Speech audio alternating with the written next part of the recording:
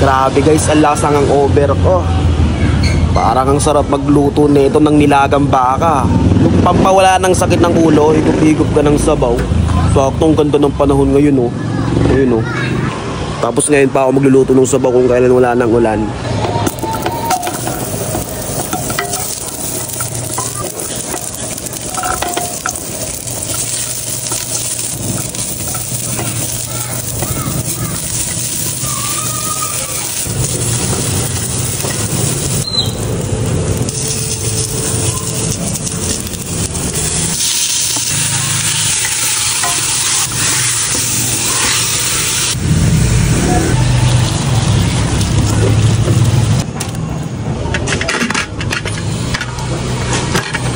Pinapakuluan ko pala muna yung karne ng baka, no? So maghihintay tayo ng mga 30 minutes siguro. Kaya habang hinihintay natin, susundot muna tayo. Ganun yung kasabihan ng mga matatanda pag malakas ang hangover mo. Sumundot ka ng isang boteng Red Horse. Nga pala guys, 84k subscribers na lang. Meron na tayong silver play button. Subscribe naman kayo dito sa YouTube ko. Gusto ko magkaroon ng ganun eh, no?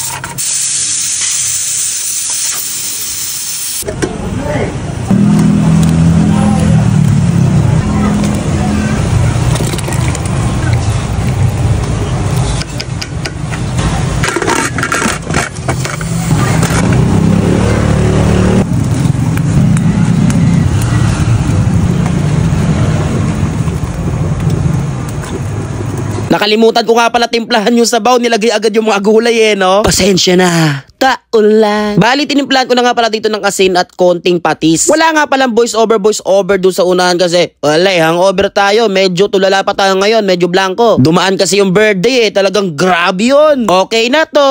Bali, nakasandok na nga pala ako dito ng nilagang baka at lalagyan natin siya ng onion leeks. Buti pa tong nilagang baka may onion leeks. Yung profile ko dito sa FB page hindi malagyan ng picture. Pero bukas malalagyan na ng picture kasi 3 days din ako naghintay. Guys, ito nga pala niluto nating nilagang baka, pampawala ng hangover. Sarap. Nakakalungkot nga lang kasi sabi nila ni Papa sa palengke, walang taba.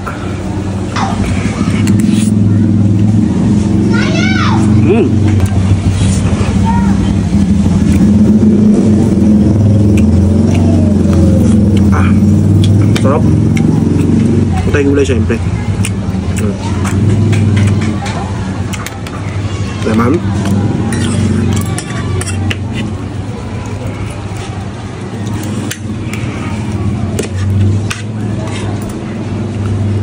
Patay ng tungsawan. Bang. Patay ng sabaw.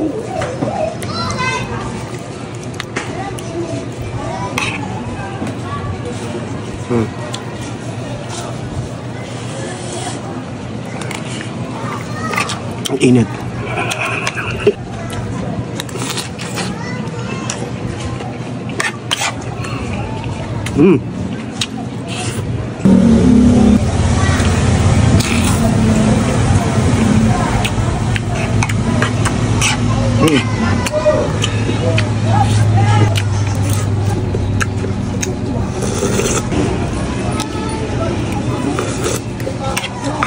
Sarap.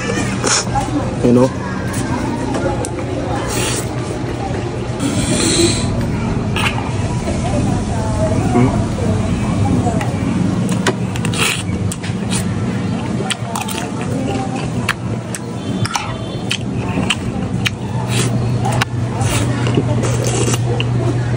Grabe ang bisa nitong anghang.